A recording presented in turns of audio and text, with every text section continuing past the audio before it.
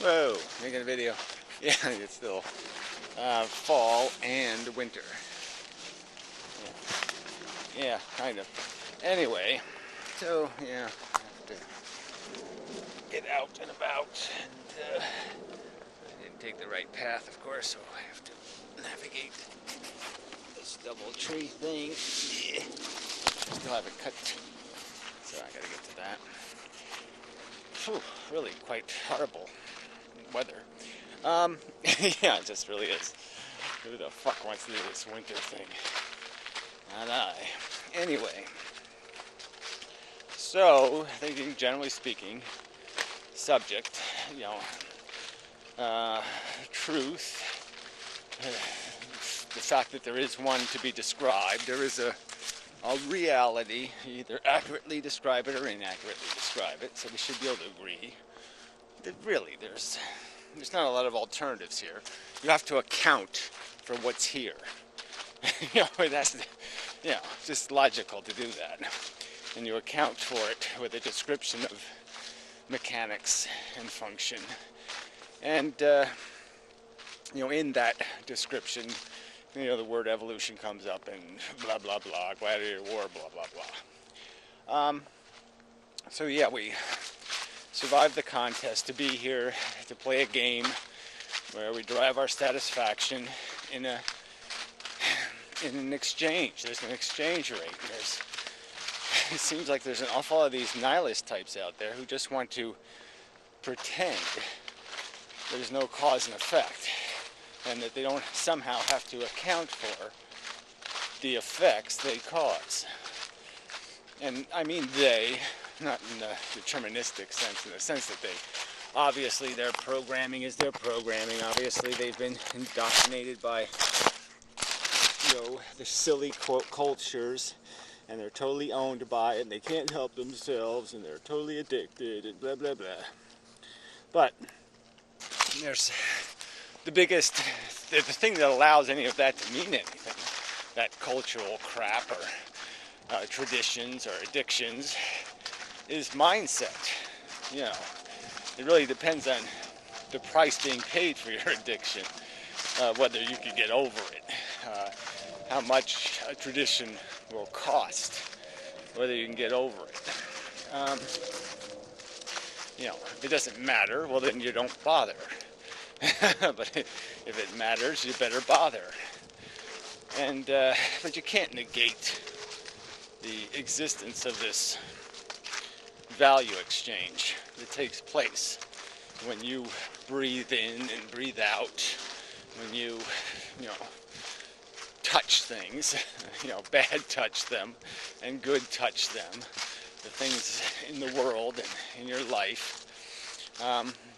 You have to account for it. You can't just pretend it has nothing to do with you. Oh, what I do to people has nothing to do with me. Yeah, well, that's just such a pile of crap. Garbage, nonsense. Yeah, so we can get into an argument about the sensibilities that people have, the fact that they don't get it or don't want to get it, in terms of being scared and humbled and terrified by how wrong life can go. And then there's the more fundamental argument where there will be action. Not acting is acting. The default exists. And the default shouldn't be an ignorant or stupid cause. We should try to make the default the best we can do. That should be the default, should be, we'll give it the college try. It should be rational and reasonable and fair and decent. Yeah. And maybe it won't be good enough, maybe it won't be spectacular, but it'll beat the hell out of, I will not apply intelligence to the circumstance. I will instead, rely on native, natural disposition, which we know where that goes. Well, apparently some people don't know where that goes. But where it goes basically is blender.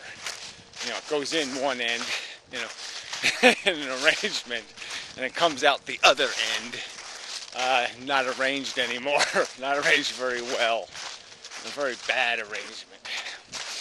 And yeah, that's the way, that's what life does, grinds it up. So anyway, so, you know, this is all kind of just getting to this idea that, you know, there's this truth of description.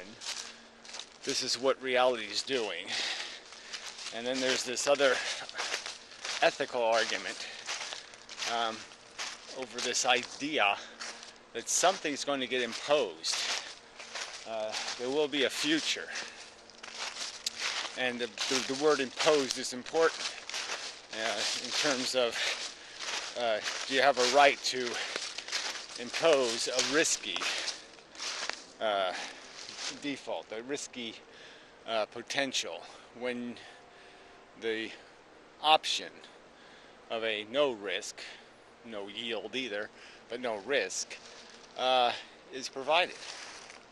And it's really, fundamentally, that's the, you know, so there's the imposition argument, and then there's the description of the natural reality as something more realistic than rainbows and sparkly sunlight and mush, you know, that somehow makes up for the worst of it. Anyway, be back, probably, maybe, potentially. It's nasty out here. Oh, back. So anyway, we're getting to this objective idea of a description of failure by some, you know, reasonable standard, the best standard we can develop. Let's say the one most likely, you know, more likely, best likely, yeah, to be the truth, what the super intelligence would say. So that's another way to look at the maximized result, is what would the most intelligent thing creatable understand the truth to be. It's a way of recognizing that yes, there must be an absolute answer. You know, there must be a right answer, a righter answer. And you know, that's what we're trying to achieve, is something that's durable logic. I guess that might be even a good subject. It's just the difference between, you know, durable, hard kind of science or math versus the softer, mushier, you know, what's still reasonably uncertain versus what you know, has rationally, reasonably been established. And I think that's a good starting ground, is just to go with kind of the hard facts and say, let's work from that foundation and see how much of this mush that people are claiming to be subjective, still in the reasonable disagreement range, isn't really reasonably disagreeable. You know, that there is no room for reasonable disagreement on the function of the game. And I guess I sort of gave an example in the previous video. You know, let's say I was to invent a new game, and you know, nobody was addicted to it, nobody was attached to it, you know, like football or baseball, and I was going to have a new third game. Well, soccer, I guess, exists. So anyway, another fourth game, hockey, another fifth game. And I went with my proposal. It was known that, yeah, a certain number of kids will get killed playing, and there'll be a ton of injuries, and very expensive, ambulances, all that kind of shit, just really expensive. Everybody would say it has to have big stadiums and causes all kinds of urban blight and blah blah blah. Yeah, people would say no. I mean, if you're almost going to say, like, nobody in the world knew what gambling was. So, so nobody had the pleasure of gambling, but nobody had the pain of it. You could understand that that's probably a button. The initiate gambling button is a button you wouldn't press. Even if you're a guy who really likes it, I think you could understand, oh yeah, but this is just too messy. It's way too expensive. It's like alcohol. If I was to create something new that nobody was addicted to, nobody had, you know, fun personal experiences with, and I was to propose it and say, yeah, it'll, you know, kill 20,000, 30,000 people a year. Yeah, it'll, probably more than that, when you add in the medical costs. You know, and yeah, make people assholes, make them beat their wives, release all kinds of psychiatric issues, and then create syndromes where people spiral on fire, you know, spiral while they're on fire and crash.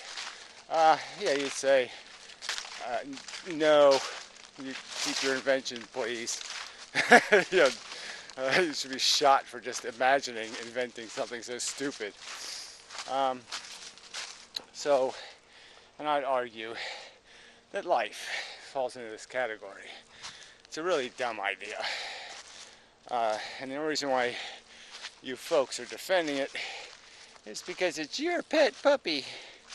It's your little baby. And you're all defensive about it because you're all invested in it. And that's all it is. You're like a desperate religious kook who has no faith, who really doesn't believe, but will desperately defend the faith. You know, Jimmy Swaggart's, so to speak, of the world. Rather make a profit off of it. Ooh, there's a big buck. Big buck doing jumping. See what make the big buck jump. Jump, big buck, jump. You just did a really great leap. Come on, boy. Come on, you go. Oh, too bad the trees in the way. Damn. That was pretty good. Them bucks can jump. Really, it's quite a... I don't like deer much, obviously. Giant rats. But you must say, when they are a-leaping, they're a sight to see. Well, I mean, yes, unfortunately, I have to be a little bit chauvinistic. Them bucks is a sight to see. They do have some power. Oh. Raw. The world. Oh, my hand just froze. It really is harshly harsh out here. Probably lost the last of my plants. My little bucket covers probably weren't sufficient. It was too brutal, too harsh, too nasty. Well, it might still be alive. Yeah. It's good it's got the water in there. Yeah, I was pissed off that the water was in there, but water's a pretty good... Ooh, yeah, I can get that closed. Heat sink. Somebody doesn't know how to, you know, properly cover things. I think they're still alive, yeah. So far, so not so bad. Yeah, I hear you, buddy. I hear you. I hear you. Yes, I do. How come you're not in your house? Oh, I guess you might have been. All right, anyway. Yeah, these little monsters. Wow, look at that. Still alive, even after the snow. Pretty good. Tough little fella. See, I'm complimenting the tough little plant that could. And yeah, it's nothing good about it. Fuck that machine. I have to get my mail, but I'll do that on my own, I think. Oh man. Frozen, I say. Okay, till next time. Sorry. I mean, sorry for, I do get a little waste timey.